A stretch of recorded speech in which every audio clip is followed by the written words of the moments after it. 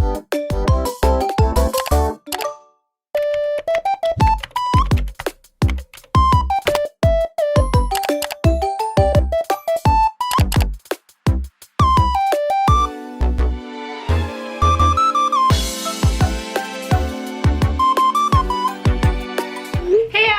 and welcome back to Kakay Diary. So it's another week, it's another vlog.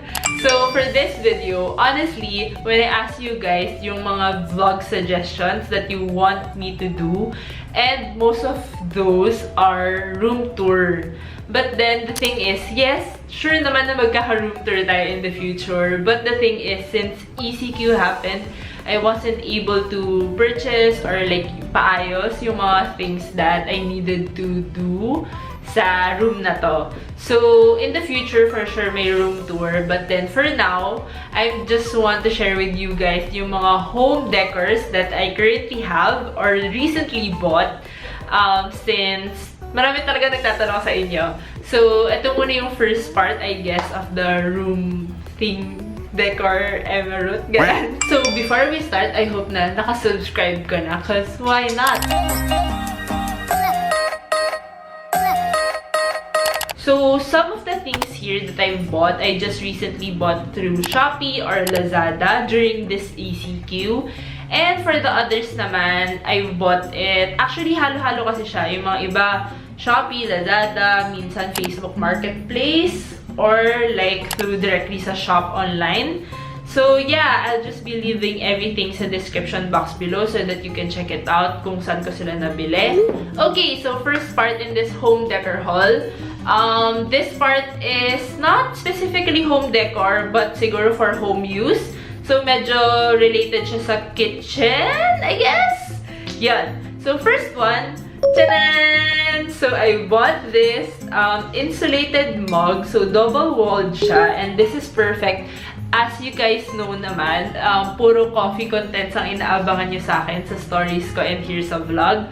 So, perfect na perfect when I use this for my iced coffee. So, just imagine the aesthetic of it, diba? Ito. Tapos yung, glass straw ko din. So, there. I'm really excited to use it. And then, update ko kayo sa stories ko on how it looks like. If totoo bang pwedeng pang mainit to. Kasi, it's really light lang. Hindi ko na maalala kung magkano to nabili. Kasi parang madaling araw na nung nabili ko siya. So, parang, go! Add to cart lang! Ganyan. Alright, next item in this haul are these wooden coasters. Guys, super ganda niya and ang ganda talaga ng quality niya. As in, legit wood talaga siya. So, I bought this ng around 100 plus lang siya. But then, naalala ko na ang mahal ng shipping fee niya. Pero, okay na din. Not bad na compared to going outside and risking your life, diba? So, ganun na ngayon, yung mga mindset natin ngayon. So, I bought this one, 100 plus siya, and then 6 pieces na siya. So, hindi ko na kinuha yung mga ibang nasa kitchen.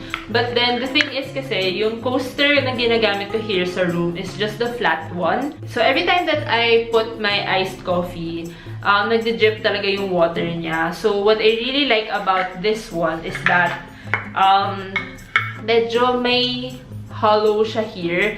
So, if I put the cup here, masastore yung water niya sa baba. Gets nyo ba? Honestly, I know na meron tong available sa Dapitan Arcade, but then I'm not yet sure kasi if open na ba sila and I don't want to go out that much din naman. So, I bought this online na rin. So, I got these oil bottles. Chanan! And then, how many ml? I think 500, 300 ml? 500 ml. Basta mga ganun. So, maganda kasi siya since stainless siya. And then yung top, you just click here. Yung parang sa Sayabu. Then you just click here and then yun na. Tapos sa taas niya, boom, suction lang siya. Ganyan. So, I'm planning to put here yung oil namin. And for the other one, soy sauce naman. The thing is, I've seen sa other shops na iba yung label niya here. Kasi here sauce, diba? Sauce silang dalawa. So, meron kasing ibang shops na nakalagay oil o kaya, ano pa bang iba? Basta, may iba pang nakasulat. I just got this sauce kasi yun lang yung available. And mas mura kasi siya. Okay, so next in our haul, in our home decor haul, if you can see here beside me, these are my new plant babies. So these are the new additions in my like plants collection, ganyan. So I decided to put these in my room, inside my room. Kasi yung iba ko, nasa may fire exit lang namin sa labas. Since succulent sila, they really need like source of light talaga and sunlight, ganun, compared to these ones. Wait, pakita ko na lang sa inyo. Ayan! So for this one, this is a golden pothos. Yan. So sobrang lush niya talaga and parang next time kapag humaba siya, as in naka-drape na talaga siyang ganyan. And just look at this pot. Sobrang cute ng doodle. So I got this one of Sproutside Manila. So, sobrang cute talaga. Ang dami talaga nilang magagandang mga pots and then aesthetic na mga plants, ganyan. Check them out, guys. Anyway, so, ayun, mabigat na siya. So, ibalik na po natin. There! So, that's our baby plant. So, next one naman is this one. So, since I bought quite a lot of plants and pots sa kanila, they gave me this free one. Sobrang cute niya, guys. Hindi nyo masyado makita kasi baka malaglag yung ano niya, stones.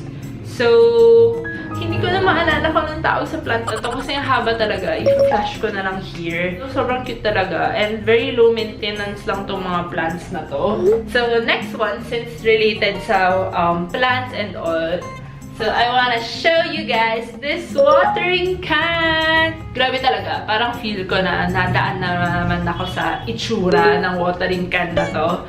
Since, I don't know, kasi nung sinerch ko sa Shopee, puro ganito lang talaga yung mga gandang watering can na nakita ko. So, medyo pricey din to. I think around 500 to 600 pesos, gano'n. But sulit naman siya, especially if you're planning to decorate it and use it naman most of the time. Since yung ginagamit ko rin naman before, as in water bottle lang talaga siya. So, medyo pag pinor ko, like sasabog talaga yung water. Compared to this one na small lang yung nozzle niya. Nozzle ba yung tawag doon? Basta yun. Tadaan! Next part of this haul, ito na talaga yung mga makikita mo sa room namin, ng sister ko.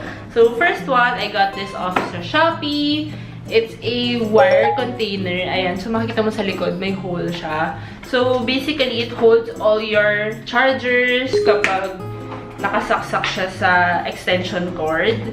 Ayan. Wait, medyo mahirap. Ang daming wires.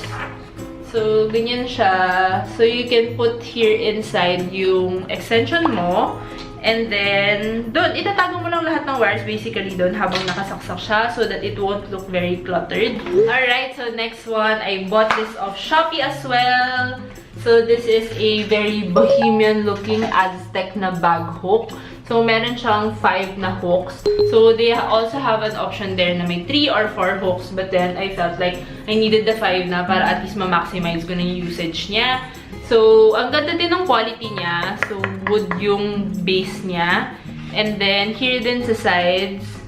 And then, ang cute talaga ng print niya. As in, very high quality talaga siya. Hindi siya yung blurry or patch-patch lang yung drawing.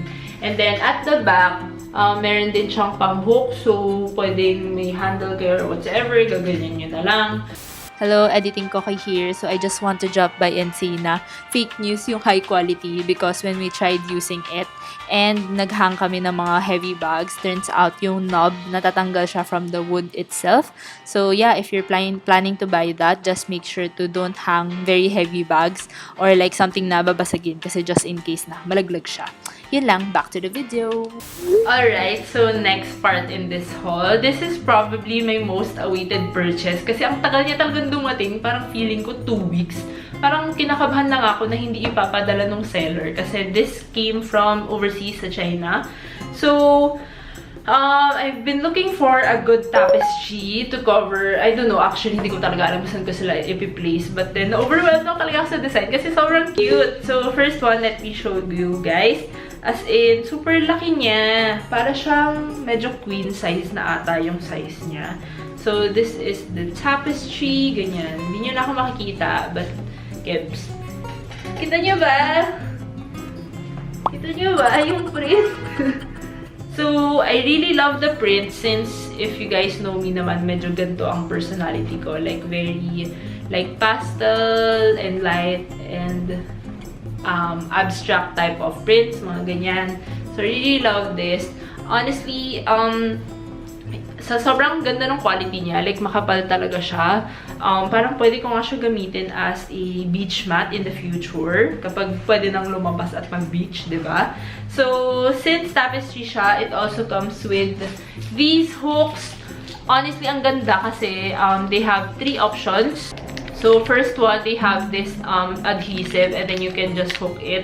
Wala pang butas yung tapestry. So, ikaw talaga yung magbubutas. Depende on your liking. So, next one, they also have this.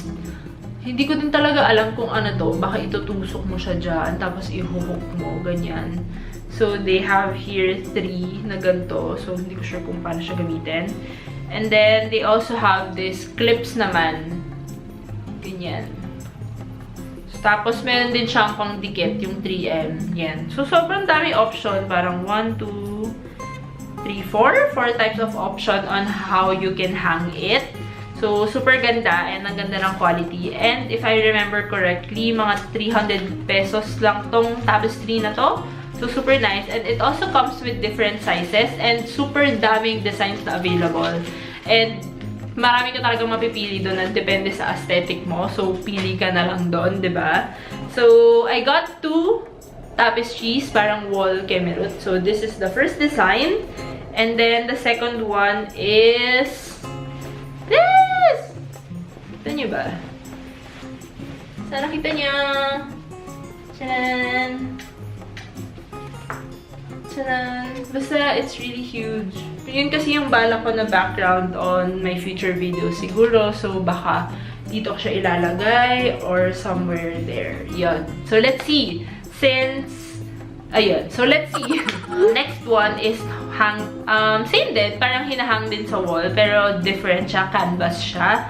So, ayan siya. Ano ba yan? Ayan! Diba? Sobrang cute.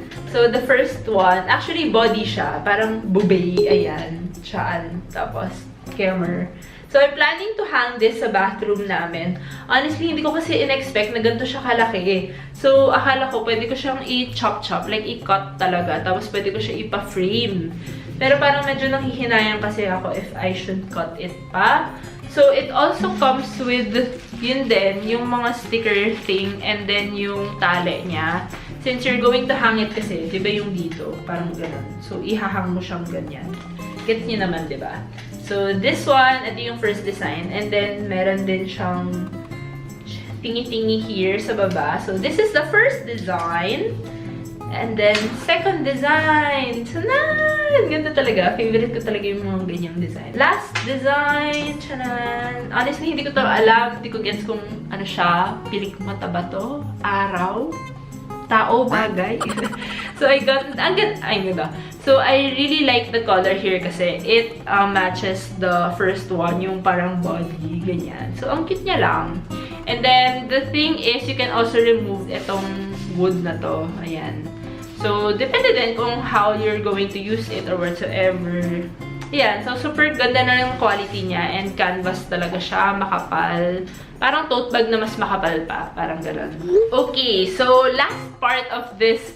Sinabi ko na may last part kanina, pero may last part pa. So these are the bigger furnitures here in our room that, honestly, ang dami talaga nagtatanong sa inyo. So gusto ko rin talaga i-share ngayon pa lang habang wala pa rin yung room tour. First one, papakita ko na lang yung photo dito kasi hindi ko naman sila mabubuhat, diba?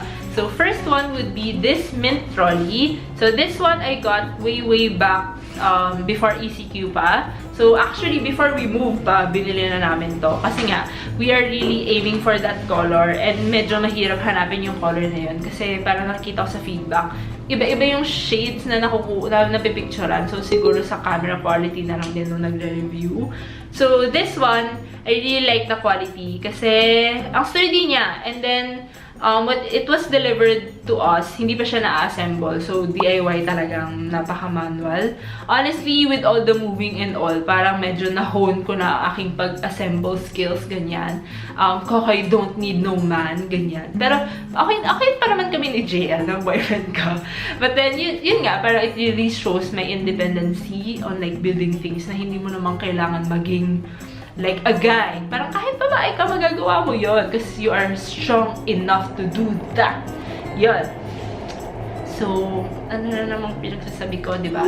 This is my clothing rack. Honestly, nung pinost ko siya sa stories ko na ina-assemble ko siya, sobrang dami nagtanong sa inyo as to where I got it. So, I just bought it sa Facebook Marketplace. And, minute up ko lang yung grill sa tabi ng house namin. This item kasi, magkano ba siya nabili? Siguro, mga 800 or less, ganon. But the thing that really catches my attention in this one is that very sturdy talaga siya. Kasi for this plain, I like kasi how plain it is lang, na white lang siya. And then sturdy talaga yung baba niya. If you can look sa baba niya, makapal yung ilalim. And then I also like na dalawa yung base niya. Kasi for others na clothing rack, isa lang. So wala ka talagang mapapatong doon. And then, I like din yung sa side nung clothing rack na yon na meron siyang bag hangers that you can use.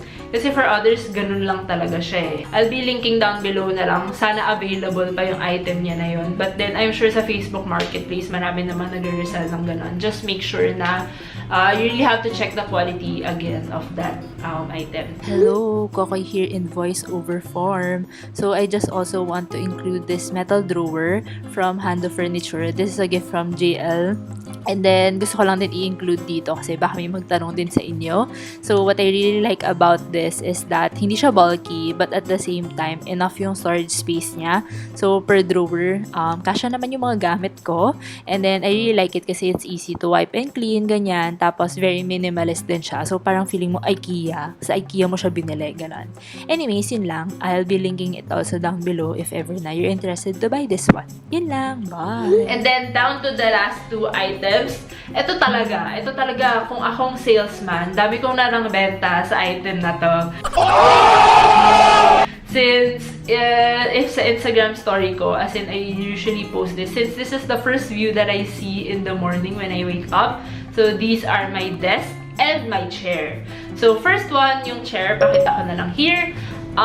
This one kasi, very, uso talaga to, like sa mga, siguro mga room tour ng mga tao, since very plain white and very clean and sleek lang talaga siya na chair. So, I got this one of SM Mega Mall Department Store. So, when I got it, naka-sale na siya, siguro mga 1-1. The thing is, this one kasi wala siyang cushion. So, if may cushion siya sa may putan, it's more expensive. Siguro mga 1.5, 1.6 or magto 2K, ganyan.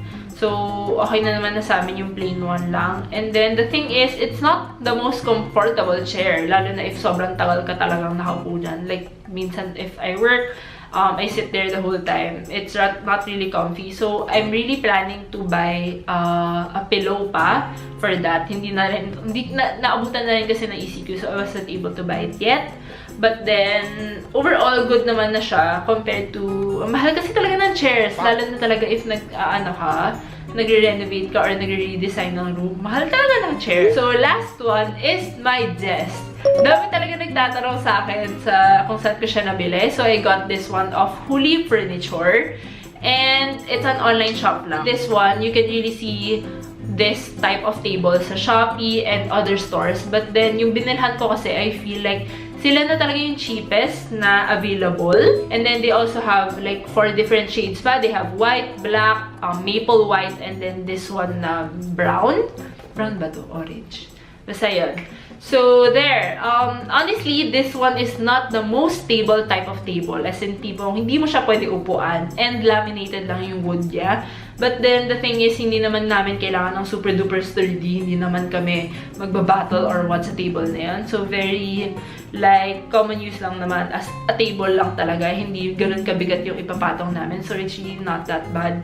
But then, the thing is, yun nga, ikaw ulit mag-assemble na yun. So, when we receive this, very mind and power and body talaga ang kailangan mo since you really have to conceptualize, like, visualize pala on how it will look like. Tapos may mga screws and all. So, challenging siya, but then really achievement for you if nagawa mo siya. Siguro if may new additions na lang here sa room, I can do a new haul pa rin. So, shoutout of the week before I end this vlog would be Nathaniel, Nath.T, and si Rachel Manuel, it's me, Ray_Chel. So, hi guys. Thank you for keeping up. Thank you for being part of the hashtag community. So, thank you so much, guys. And, ayun lang, dami ko na namang dinaldal in this video. I'm really happy that I got to share with you guys these home decors that I've had. Honestly, hindi ko naman inintend na mag-boast or whatsoever in doing this vlog or in this haul. I just want to share with you guys kung saan yung pwede mabibili yung mga items na to since marami din nagtatanong. So, why not just make a video out of it? Yan. Yun lang. So, thank you so much guys for watching. I hope that you can click the thumbs up button if you liked it. And comment down below if you have any questions for me. If, in terms of quality ba or usability of these items. If hindi ko siya na-mention sa vlog na to, feel free to comment that down below. And subscribe! Subscribe tapos thumbs up. Subscribe na rin kayo. And yun lang. I hope that you guys are feeling great in this life. And take care always. Thank you so much guys for watching. Till the next vlog.